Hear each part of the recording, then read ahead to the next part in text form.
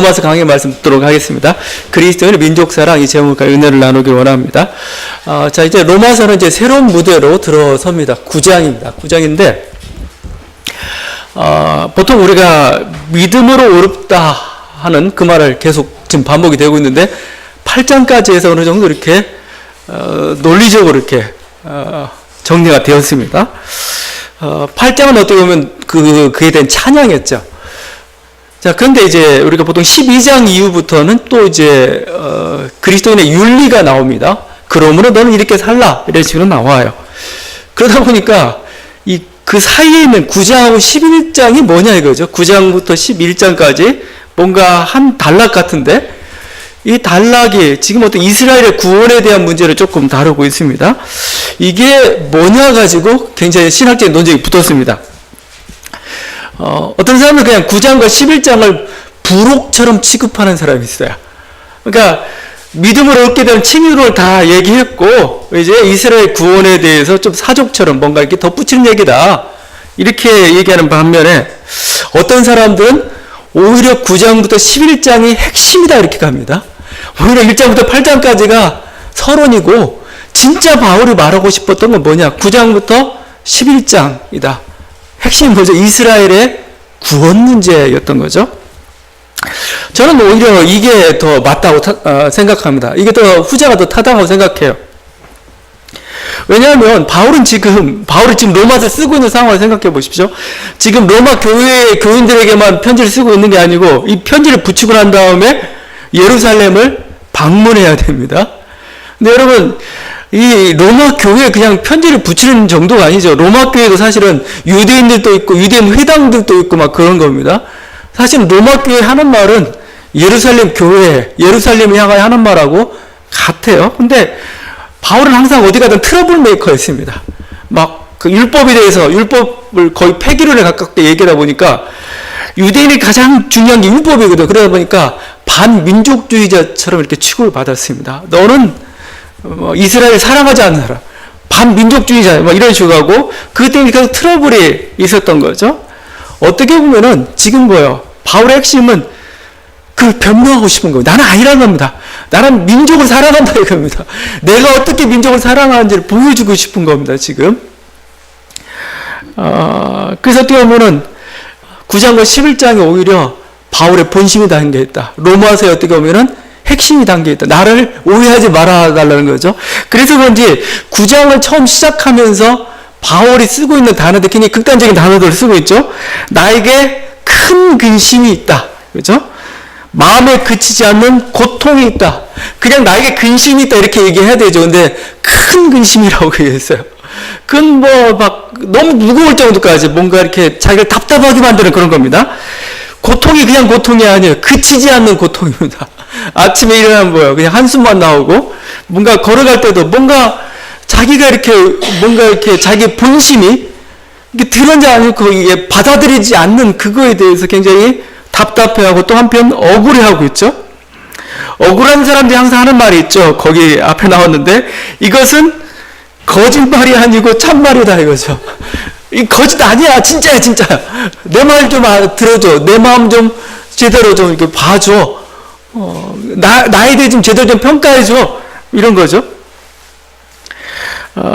급기야는 하나님까지 소환합니다. 그래서 거기죠. 내 양심이 성령 안에서 나와 더불어 증언하노니, 성령이 증거한다며, 성령이. 성령까지도 이렇게 끌어들여가지고, 자신이 가지고 있는 답답함, 억울함, 성령께서도 아시는데, 성령께서 또 어떻게 보면은 자기를 변해주기 원하는 그런 마음도 있겠죠? 사도 바울이 이렇게 고통스럽게 했던 게 뭔가 이거죠. 그 고통의 정체는 9장 11장 계속 나오지만 2절에 나와 있죠. 나의 형제 곧 고르게 친척을 위하여. 나의 형제 곧 고르게 친척을 위하여. 뭘 위하여입니까? 그들의 구원입니다. 구원. 유대인들의 구원. 그게 나의 가장 큰 관심사고, 난 이것 때문에 지금 고통스럽다, 이거 고통스럽다는 거예요. 만약에 이스라엘이 구원받는다면, 이스라엘 정말 그리스도를 믿는 이 은혜 아래 든다면, 나는 뭐요? 차라리 그 대가로서 내가 자신은 저주를 받아 그리스도에 끊어질지라도 원하는 바다, 그죠? 내가 그리스도 원이로부터 저주로 끊어진다. 이건 무슨 말? 다른 식으로 표현하면 내가 지옥에 갈지라도 보여. 나는 지옥에 가더라도 이게 사랑이죠. 막 부부가 같이 지옥에 가든지 같이 천국에 가든지 해야지. 뭐 우리 신앙은 따로따로니까 너는 지옥 가고 너는 천국 가고 그건 아니죠. 그러니까 내가 차라리 지옥에 가더라도 너무하는 이게 사랑인데 민족을 향해서 그렇다는 겁니다. 바울 근데 이게 단순한 말이 아니죠. 왜냐면 바울 평생의 목표가 뭐였냐 이거 실질적으로 바울의 평생의 목표는 그리스도였습니다. 그리스도 함께하는 것 이게 바울의 평생의 목표였죠. 빌립보서 이렇게 말씀하고 있습니다. 내가 그를 위하여 모든 것을 잃어버리고 배설물을 여김은 그리스도를 얻고 그 안에서 발견되려 함이니 다 버려버렸어요. 자기의 출신, 자기의 뭐 업적, 뭔가 어떤 사상, 철학 그 모든 걸 다 버려버렸습니다. 자기 명예마저도 다 버려버렸습니다. 왜냐하면 그리스도를 얻기 위해서. 그런데 뭐요? 그 그리스도를 버릴지라도 뭐요? 나는 우리 민족의 구원을 원한다. 이거 간절한 사도 바울 지금 민족 사랑이 나타나 있어요. 전 이 모습을 보면서 떠올랐던 선지자가 예레미야입니다. 예레미야 똑같은 결은 좀 다르지만 똑같은 고민을 하고 똑같은 아픔을 겪었던 사람입니다. 예레미야 선지자는 뭐 52장까지 있고 또 막 그 예레미야 애가도 있지만 예레미야 선지자는 눈물의 선지자라고 이렇게 얘기합니다. 왜 눈물의 선지자냐면 하나님 말씀을 외치는데 야 너 잘 된다.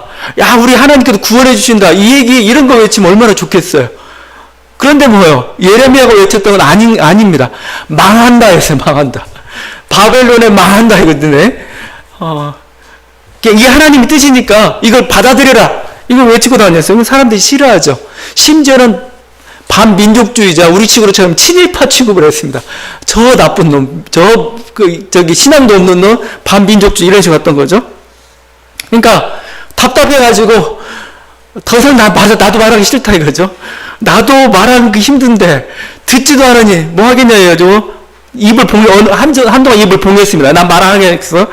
근데 답답해서 견딜 수가 없다는 그때 이렇게 표현합니다. 내가 다시는 여호와를 선포하지 아니하며 그의 이름으로 말하지 아니하려나 하면 나의 마음이 불붙는 것 같아서 골수에 사무치니 답답하여 견딜 수 없나이다. 그렇죠? 결국 그래서 또 나가서 외칠 수밖에 없는 하나님의 말씀이.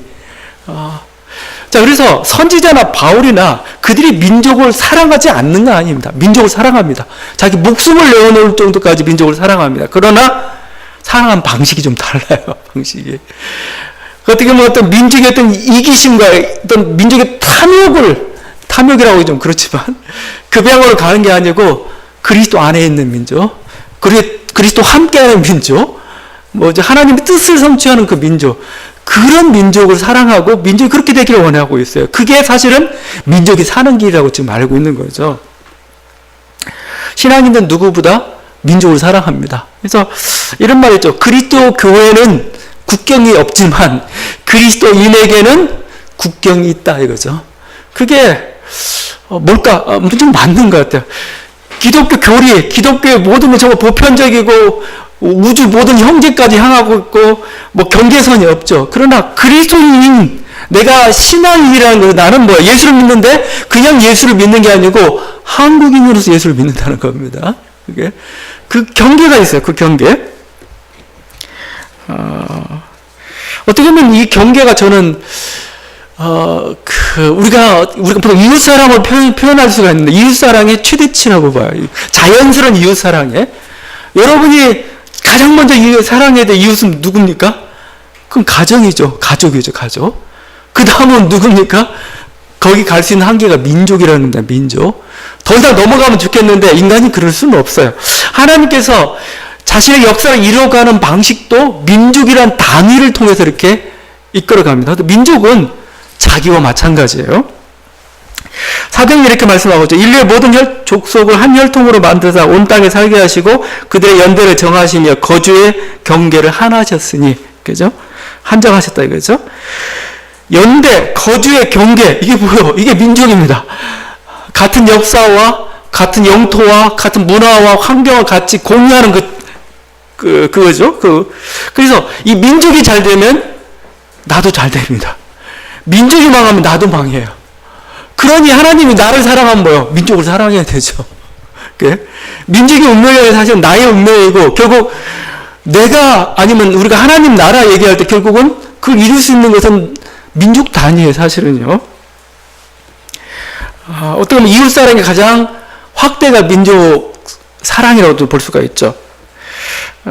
그래서 오늘 저는 민족을 사랑했던 사람 세 사람을 좀 얘기해 보려는데, 뭐 약간 지금 방식은 좀 달라요. 신앙인들에게서 어떤 모습으로 우리가 나타내야 될지 그것 때문에 그렇습니다. 첫 번째가 저는 저번에 우리가 수련회 때 한번 다뤘던 인물이기도 한데, 덴마크의 그룬투비 얘기하고 싶어요. 그룬투비, 덴마크. 그룬투비는 지금도 덴마크의 아버지라고 불리는 사람, 덴마크의 국부. 그게 바로 그룬투비고, 개척자, 뭐 덴마크의 개척자 이런 표현도 하기도 합니다. 그룬투비는 19세기에 활동했던 사람입니다. 목사예요. 목사인데 또 시민운동가, 뭐 사상가 여러 가지 모습으로 이렇게 활동을 했죠. 사실 그룬투비가 살던 그 시대에 덴마크는 굉장히 부강한 나라였습니다. 요즘 영토가 작은 걸로 보이잖아요. 아니에요. 유럽에서 영토가 2위, 3위권에 드는 굉장히 큰 나라였습니다. 저기 노르웨이부터 시작해가지고 그린란드까지 전부 다 덴마크 소유였던 그때가 있었죠. 그런데 이들이 19세기에 그 나폴레옹 등장하고, 그 다음에 뭐 프로시아가 등장하고, 이 과정 속에서 계속 전쟁 속에서 패전합니다. 패전해가지고 나라를 빼앗기기 시작해가지고 결국 그 유틀란트, 아주 그냥 북해의 그 차가운 바람이 부는 그곳으로, 저지대죠. 그곳으로 몰리게 됩니다. 몰려가지고 굉장히 민족 위기에 처했던 때죠. 그때 이들이 벌였던 운동이 밖에서 빼앗긴 땅을 안에서 찾자였습니다. 밖에서 빼앗긴 땅을 안에서 찾자. 그래서 우리 이 안을 이 척박한 땅인데 이걸 전부 낙원 만들자, 이거 낙원. 근데 그런 운동을 펼쳤는데 그 중심에 섰던 사람이 바로 그룬투비입니다. 그룬투비가 물론 삼위운동이라고 나중에 이제 삼위운동으로 발전하는데 그게 유명하죠. 하나님을 사랑하라, 사람을 사랑하라, 국토를 사랑하라. 조국을 사랑하라는 마찬가지죠. 하나님 사랑, 사람 사랑, 국토 사랑, 조국 사랑 이렇게 되죠. 그래서 여기서 나왔던 게 협동조합 운동, 우리 도덕책에서 옛날에 교과서에서 많이 배웠던 대표적인 덴마크의 협동조합, 여기서부터 시작이 됩니다. 여기 시민학교라고 해가지고 폴크라고 하죠. 지금도 살아남아 있습니다. 이 시민학교가 농촌 계몽운동으로 갔고, 이들을 통해서 많은 유력한 사람들이 탄생하고 이들이 덴마크를 바꿔갔고, 오늘날 협동조합과 실제 덴마크의 정치를 지금 결정하고 있는 거죠. 그런 점에서 그룬투비를 그 일을 거의 계몽운동을 시작했던 사람이었기 때문에 덴마크의 아버지라고 부릅니다. 자, 그런데 이 그룬투비가 더 탁월한 점은 제가 보면은 목회자죠. 신학자이기도 합니다. 그 신학의 중심이 뭐가 있느냐? 민족이 있었습니다. 민족. 그러니까 단순히 민족을 사랑해야 될 정도가 아니고 우리 신학의 중심에 민족이다. 신학의 중심에 민족 공동체다. 이렇게 얘기했던 거예요. 자, 그래서 이 말이 했던 유명한 말이 이런 말이 있습니다. 예수님은 독서모임을 만든 게 아니고 공동체를 만들었다. 이겁니다. 여러분, 복음서보다 더 먼저 기록된 게 있어요? 복음서보다 먼저 앞선 게 있습니다. 교회라는 공동체입니다. 공동체. 이 말이 의미하는 바가 뭐냐 이거예요. 단순한 얘기 아닙니다. 이건 마치 예수님 하셨던 이 말씀과 마찬가지입니다. 교리가 아니라 사람이다 라는 말이나 마찬가지예요. 교리 가지고 이렇게 사람을 정죄하는 식이 아니라 사람이 중심이고 그 사람에게 맞는 교리가 교리인 거예요. 그래서 그룬투비가 가장 핵심이 민족이라는 거죠. 민족 공동체. 그래서 그룬투비가 가장 중요했던 게 덴마크어입니다. 덴마크 언어. 그 덴마크는 이렇게 독일권, 라틴권 여기에 같이 겹쳐지는 그런 건데 그 속에 우리 덴마크어로 예배드리고 덴마크어로 찬양하고 막 이렇게 나아갔던 거죠. 덴마크 역사, 덴마크 신화, 덴마크 영웅들을 막 개발해냈습니다. 왜냐하면 신화나 역사라는 게 그건 뭐예요? 하나님께서 과거에 덴마크를 통해서 어떻게 역사하셨던가 그걸 보여주는 틀이거든요. 이렇게입니다. 민족의 신화는 그 민족의 유쾌한 표현이며 그 민족 정신의 신전이다. 그래서 여러분 바이킹의 신이 오딘이죠. 오딘은 이방 신이 아니고 오딘을 그리스로 끌어들였어요. 그리고 그 신화들 적극적으로 해석해내고 거기서 어떻게 우리 조상들의 삶들을 엮어내고 그 속에서 하나님 뜻들을 개발해내고 그 하다 보면 다시 힘이 생기고 나가죠. 오늘 추수감사절인데 11월 셋째 주 사실은 미국인들의 추수감사절이에요. 우리들의 추수감사절을 만들어야 되는데 그 신화나 역사가 없어요. 참 이게 신앙인들의 물론 뭐 추석이 있는데 지금 이게 우리께 못 되고 있고 지금 우리 것으로 못 만들고 있습니다. 교회에서 말이죠. 교회에서. 그래서 미국 거 갖다 쓰고 있어요. 지금 그래서 어떻게 보면은 이게 참 비극이죠. 자기의 스토리가 있고 자기의 과거가 있고 신화가 있어야 됩니다. 그 속에 진정한 감사가 나오고 그걸 문미하면서 은혜를 할지 다시 미래를 향한 새로운 힘들이 거기서 나오는데 그게 없었던 거죠. 하여튼 이런 것들 그러면서 이 사람은 공동체를 사람을 더 중시했기 때문에 학교 교육이 여기서부터 나오는데 삶을 중시하는 교육이에요. 이론이나 교리가 아닙니다. 현장입니다. 삶입니다. 그 속에 이제 이론들을 만들어가고 막 이랬죠. 그들은 같이 살아야 되는 문제를 항상 붙이기 때문에 가장 중요한 게 대화하고 공존입니다. 대화. 이들은 대화법을 어려서부터 다뤄요. 그래서 서로 대화하고 서로 속 얘기라고 거기에 민주주의가 꽃을 피웠죠. 그러니까 어느 정도 난 이게 불만이다 그럽니다. 나는 이렇게 원한다는 서로 대화하면서 초점을 잡아가는 것. 덴마크인들이 자신들 행복하다고 얘기합니다. 행복한 원인 중에 하나가 소통이 된다는 거예요. 소통. 이런 것들 여기서부터 나오죠. 덴마크는 해피데인지라고 부르는 해피데인지. 왜냐면은 이들은 이렇게 좀 자유로워요. 신앙 자체가 좀. 물론, 루터교 영향을 받은 그곳입니다. 근데, 교리 가지고 얽매는 게 아니고, 사람이 중심이었기 때문에, 교리를 거기에 맞춰갔어요. 거기에 이렇게 적응시켜갖고, 그래서 여러 가지, 자유로움, 노래 같은 것도 그런 투비가 만든 찬송가가 200여 곡이나 돼요. 그래서 지금 덴마크는 그 노래를 부르고 있고, 성탄절에도 부르고 있고, 막 이러고 있죠. 자, 중요한 건 하여튼, 민족이라는 게 그 중심에 섰다는 겁니다. 단순히 그냥 내가 사랑해야 될 대상이 아니고, 우리 신앙의 내용입니다. 우리 삶의 내용입니다, 사실은요. 그걸 적극적으로 신앙적으로 끌어들이고 했는데 그 결과가 뭐예요? 정말, 민족의 뭐예요? 번영으로 갔던 거죠. 민족의 기쁨과 풍요로움으로 갔던 거죠. 그래도 봐야 될 겁니다. 이게 신앙인들이 가지고 있는 하나의 민족 사랑의 모습이고 우리는 그걸 중요시 여겨야 되는데 우리는 지금 참 안타까운 모습이 우리 게 없는 우리 것을 그냥 완전히 옛날 어둠과 어떤 우상의 모든 그늘진 땅으로 그냥 과거를 버려버리고 있습니다. 서구 것을 들고 왔는데 지금은 그냥 이것도 아니고 저것도 아닌 뭔가 엉거주춤한 이제는 과거 것을 살리기에는 너무 과거 것은 옛 것이 돼버렸고 우리들 모습인데 참 이건 좀 비극적인 모습이에요. 자, 이게 신앙인들의 민족 사랑이었던 거죠. 그렇지만 이 신앙인들의 민족 사랑은 무조건 민족이 아닙니다. 그건 뭐죠? 그리스도를 향한 거라고 했죠, 계속. 그리스도 안에서. 바울이 지금 민족 사랑할 때 왜 지금 이 안타까움을 가지고 있냐면, 그리스도 안에 모든 게 있고 풍성함이 있는데, 그걸 지금 갖지 못하는 이 우리 민족에 대해서 지금, 유태 민족에 대해서 지금 안타까워하고 있는 거죠. 3절과 4절이죠. 그들은 이스라엘 사람이라 그들에게는 양자됨과 영광과 언약들과 율법을 세우신 것과 예배와 약속들이 있고, 조상들도 그들의 것이요. 육신으로 하면 그리스도가 그들에게서 나셨으니, 마치 이스라엘 세례 요한과 같습니다. 높은 산이 있으면 다 깎아내리고 또 깊은 골짜기 있으면 메우고 막 이렇게 돌투성이 있으면 다 정리해가지고 평평한 길을 만들어 놓고 본인들은 정작 빠져버렸어요. 그 길이 안 겁니다. 모든 잔치자를 다 배설해 놓고 정작 그리스도가 왔는데 그 잔치자리에 참여하지 않았어요. 그러니까 너무 안타까운 거죠. 지금 바울은 그리스도 없는 어떤 민족이라는 것, 그것은 헛것입니다. 아무리 민족 사랑한다고 하지만 그리스도가 빠져버린 민족은 아무것도 아니에요. 그리스도가 빠진 민족이 가는 길이 제국주의 길입니다. 제국주의 길이죠.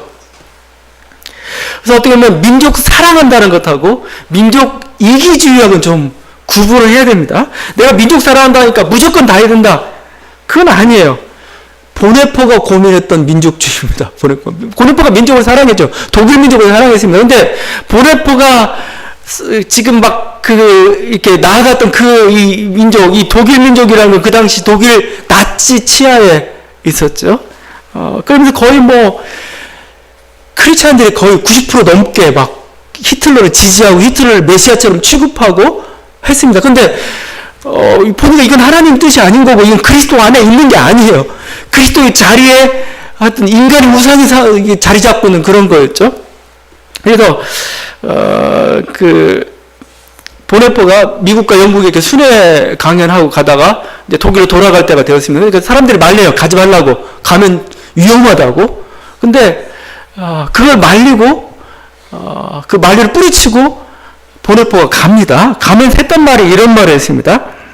지금 독일에 있는 그리스도인들은 독일 패전에 동의하여 기독교 문명을 더 유지할지 아니면 전쟁에 동의하여 기독교 문명을 파괴할지 결정해야 하는 섬뜩한 기로에 서 있습니다. 나는 어느 쪽을 선택해야 할지 잘 알고 있습니다. 그죠? 독일의 패전에 지금 동의해서 기독교 문명을 더 유지할지, 이건 지금 독일 올바른 길을 가지 않기 때문에 그런 거죠. 아니면 독일 민족주의에 자기는 영합할지, 아니라고 하면 나는 그리스도를 택하겠다. 이게 독일 민족을 사랑하는 길이다 했던 것이죠. 결국 보네포는 전쟁과 폭력, 문명 파괴로 나아가는 조국의 폭주를 막기 위해서 히틀러 암살 음모에 가담을 하죠. 그러다 결국 나중에 형장의 이슬로 사라졌던 겁니다. 이게 보네포의 민족 사랑이었습니다. 오늘날도 마찬가지입니다. 오늘날도 미국이 지금 그런 길을 좀 걷고 있습니다. 미국은 청교도 정신으로 시작을 했죠. 청교도 정신 여러 가지 해서 이들이 막 메이플라워를 타고 아벨라워를 타고 막 처음 시작하면서 외쳤던 게 세상의 빛, 언덕 위에 있는 도시, 이런 거였습니다. 하나님께서 우리를 지금 출애굽 시켜가지고 광야의 새로운 가나안 땅으로 인도했던 거죠. 이 속에서 하나의 기독교 모범국가로서 이렇게 해야 되는데, 그걸 해야 되는데, 그러면서 계속 강조했던 게 공동체였어요. 형제다, 너희는 형제다. 서로 나누고, 서로 함께하고, 이런 것들을 강조했습니다. 근데 지금은 미국이 그리스도를 잃어가고 있습니다. 잃어가고, 그러면서 제국주의 본질을 그대로 좀 드러내고 있죠.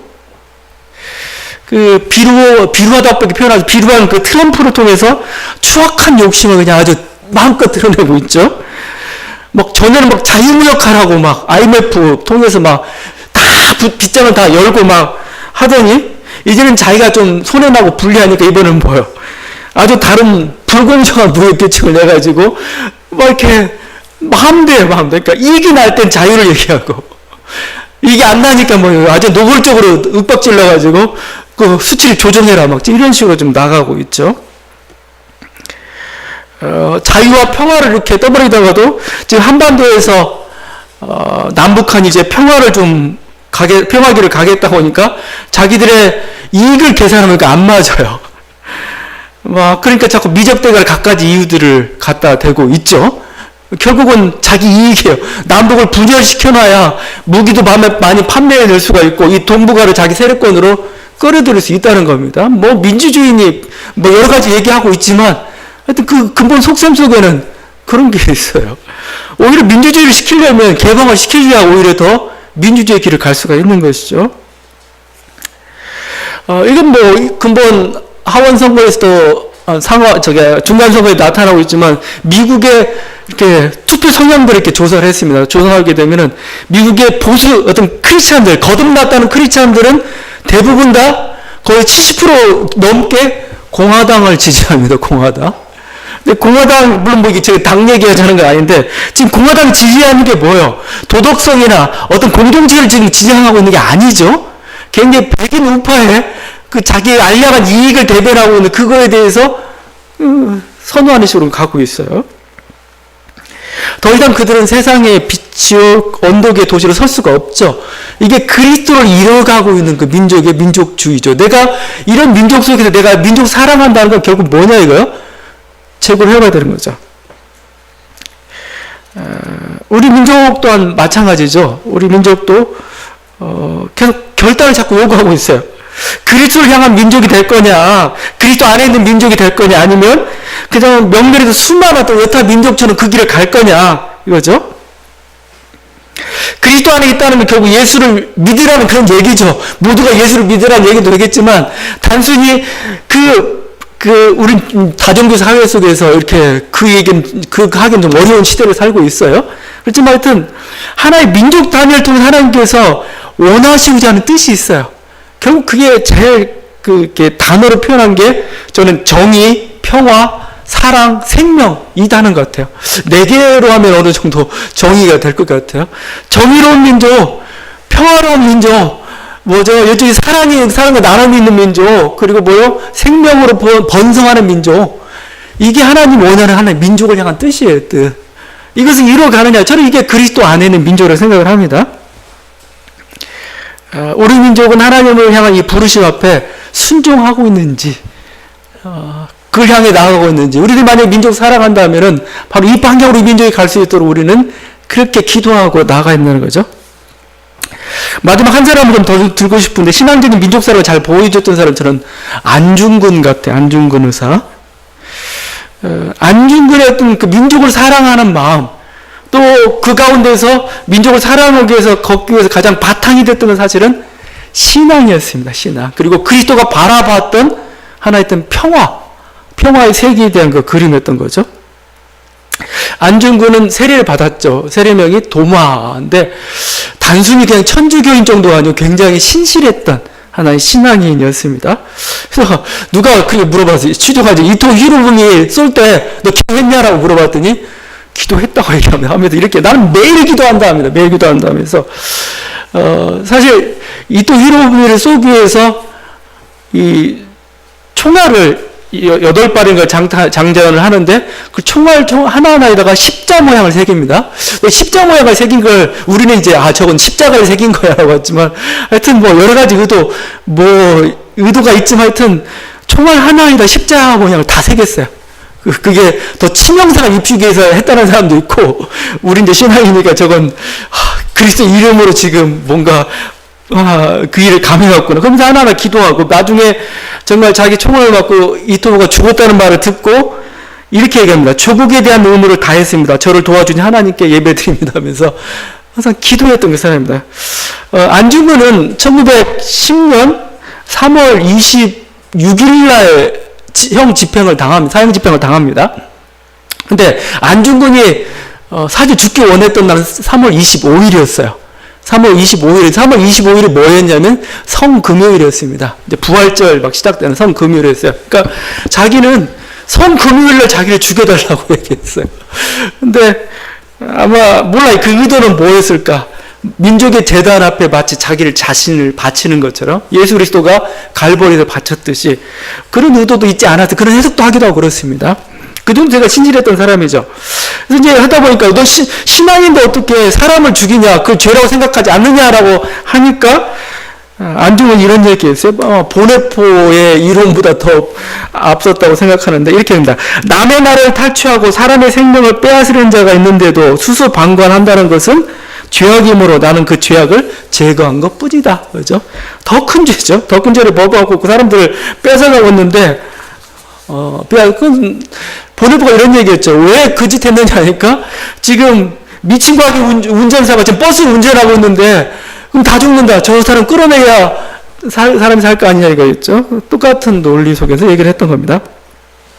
그가 이토 히로부미를 암살한 이유 이렇게 얘기합니다. 한일 양국의 친밀을 저해하고 동양의 평화를 교란시키는 자는 이토 공임으로 의병 중장의 자격으로 죽인 것이다.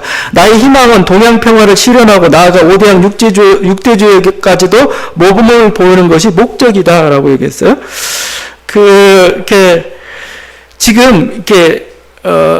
안중근이 그 이토 히로부미를 이렇게 암살을 가려는 그 하여튼 배경 중에 하나는 사실은 의병 운동하면서 수많은 그냥 이렇게 양민들만 서로 죽는다는 거예요. 적 한 사람 죽이는 게 차라리 대장 하나 죽이는 게 훨씬 더 그냥 생명을 이렇게 보면은 오히려 더 적게 죽이는 거란 겁니다. 그런 면도 있고, 이 안중근의 생각은 동양 평화까지 갑니다. 동양 평화. 그러니까 동양 평화를 저해하고 있다는 겁니다. 이거에 대해서. 왜냐면 일본이 약속을 어겼다 이런 표현을 쓰고 있어요. 또 이런 거. 그래서 안중근이 마지막에 그 감옥에서 집필했던 게 동양 평화론입니다. 동양 평화론을 다시 한번 좀 다시 새겨볼 가치가 있어요. 이런 얘기입니다. 이 세 집이 한국, 일본, 청나라는 당시 이 세 집이 형제라는 것은 분명하므로 마음을 합쳐 다른 집에 대항하면 세 집을 안전하게 유지할 수 있다. 현금, 동양 각국이 모두 손을 잡고 힘을 합치면 인구가 5억이나 되니 어떤 나라도 막을 수 있다. 그렇죠? 지금 청나라, 일본, 그 다음에 한국 이 세를 형제라고 표현해요. 형제. 신앙의 그 하나님의 자손이라는 그런 표현을 쓰고 있습니다. 그러니까 한 집이라는 표현을 쓰고 있습니다. 지금 밖에서 서양이라는 열강이 이렇게 쳐들어왔으니 우리 서로 단합하자 이런 식의 동양평화를 얘기합니다. 그러면서 구체적으로 그 여순 지역 있죠. 저쪽 만주 그쪽에 여순 지역에다가 하나의 공동 언어를 쓰고 공동 군대를 갖고 공동 화폐를 갖는 제가 보니까 거의 한 이연합체 같은 그런 도시를 만들자. 모범적으로. 서로 연합하는 공존하는 모습들을 보이자 이렇게 얘기합니다. 그럼 이제 안중근이 마지막으로 이제 형 집행을 당하면서 만세삼창 하겠다고 합니다. 근데 그 만세삼창이 대한독립만세, 대한만세가 아니었어요. 동양평화 만세였습니다. 동양평화 만세.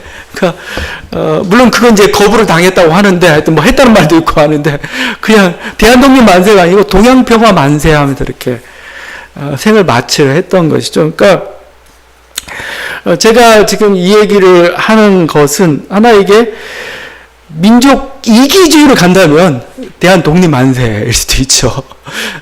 그러니까 우리 민족을 못 살게 만드는 것들 뭐 이런 식인데 안중근의 생각은 이게 좀 더 확장돼 가고 있다는 겁니다. 결국 이 한 민족이 살아갈 수 있는 길이 뭘까 이거죠. 이게 하나님 뜻을 구현할 수 있는 길이 뭘까? 어떻게 보면 한국, 일본, 중국 지금 우리가 동북아 또는 동아시아라고 표현한 이곳에 평화다 이겁니다. 이게 이루어져야 하나님 뜻이 이루어지는 거고 민족이 각자 잘 살 수 있다는 겁니다. 그러면서 그 함석헌 선생이 뜻으로 본 한국 역사를 썼죠. 우리나라를 막 고난받는 민족, 고난의 여왕이라고까지 표현을 했습니다. 근데 그 책에서 이렇게 질문합니다. 왜 하나님께서는 세계 역사의 경륜 속에서 우리 민족을 고난의 역사로 점철되게 하셨습니까? 이렇게 묻고 난 다음에 그가 이사야 53장 4절을 듭니다. 고난받는 종입니다. 고난받는 종. 고난받는 종을 언급하면서 우리 민족이 고난을 주신 까닭은 뭐냐? 이렇게 합니다. 고난의 연단을 통해서 우리로 하여금 세계 평화를 위한 메시아적 사명을 감당하도록 하기 위해서. 내년이 3.1운동 100주년인데 3.1운동은 그냥 독립선언 정도가 아닙니다. 누구는 인권선언이라는 표현도 쓰고 있어요. 거기에서 3.1운동 중에서 가장 많이 등장하는 단어 중 하나가 동양평화입니다. 평화. 일본 우리 억압하지 말고 이런 식의 그냥 구호가 아니고 니네가 평화를 지금 저해하고 있다 이거죠. 이거 이러면 뭐 삼국이 행복하지 못하다 이런 식으로 가고 있습니다. 우리가 이런 어떤 그 민족의 어려움을 통해서 여기서 정말 지금 유일하게 남은 또 굉장히 어떻게 보면 전 세계에서 가장 지금 위험한 지역이 되어 있습니다. 지금 한국과 중국하고 일본하고 미국하고 으르렁대는 거 보면은 조금 이게 좀 섬찟할 때가 있어요. 이곳에서 남북 간의 평화를 이루고 이게 동양 평화까지 이루어 간다면 그래서 어떻게 보면 세계 평화를 이루는 거죠. 가장 중요한 거죠. 지금 어떻게 보면은 어떻게 보면 이게 우리가 그 카이로스라는 단어를 쓰고 있습니다. 하나님께서 우리를 그 방향으로 지금 이끌어 가십니다. 전혀 생각하지도 못했는데 작년 이맘때만 생각해도 전쟁 분위기였습니다. 지금 여러분 뭐 불바다의 전쟁 분위기 뭐 핵이 왔다 갔다 하고 막 그런 분위기였는데 지금은 너무나 또 다른 세계 가운데 살고 있습니다. 정말 어떻게 보면 갑작스럽소. 그래서 어떻게 보면 카이로스라는 단어를 쓰기에 적절한 때이기도 해요. 그런데 우리들이 지금 이랬던 하나님의 어떤 그 이끄심에 대해 다시 한번 예민하게 깨어서 기도하면서 준비해가야 돼. 맞춰가야 됩니다. 근데 우리가 아직도 깨어있지 못하고 그래서 막 지금 이 남북 간의 갈등도 쉽지 않은데 우리 남한사의 내부에 아직도 전쟁과 분열과 아주 폭력으로 이렇게 그런 강요하는 그런 전쟁을 강조하는 그런 어떤 그런 세력도 아직 막 소리를 높이고 있어. 기독교 여기에 동참하고 있고 안 되는 거죠. 조심해야 돼. 그런 이게 지금 하나님께서 어떻게 어느 방향으로 역사의 추를 지금 이끌어가고 무엇을 원하는지 교회도 깨어있고 그걸 향해서 가야 되는 거고, 우리 민족도 뭐죠? 그에 대해 눈이 좀 띄어야 되죠. 좀 그래서 항상 중요한 게 이 공동체성입니다. 공동체.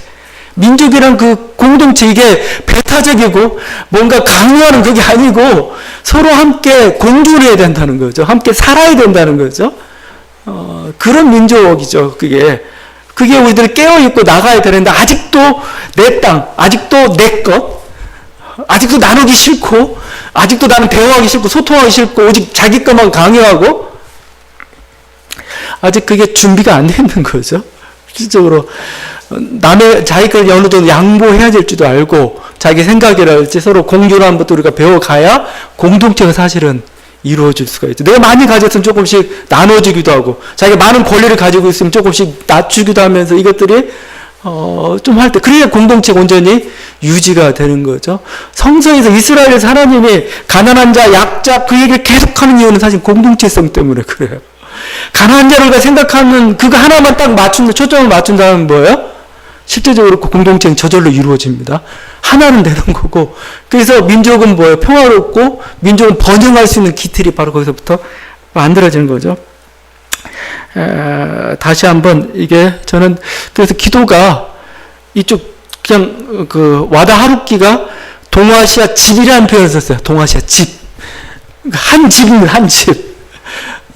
남북한뿐만 아니고 여기에는 일본도, 아니 여기는 중국도, 여기는 미국까지도 들어가서 살아야 될, 러시아까지 살아야 될 하나의 그 집인 거죠. 우리가 좀 그런 어떤 예식들을 좀 가지고 서로 공존하는 법도 좀 배우고 함께하는 것, 이게 이 시대 지금 우리들의 그리스도의 사랑의 모습이 아닌가 그런 생각을 하게 됩니다. 이 은혜가 있는 저와 여러분들 간절히 바랍니다. 기도하시겠습니다.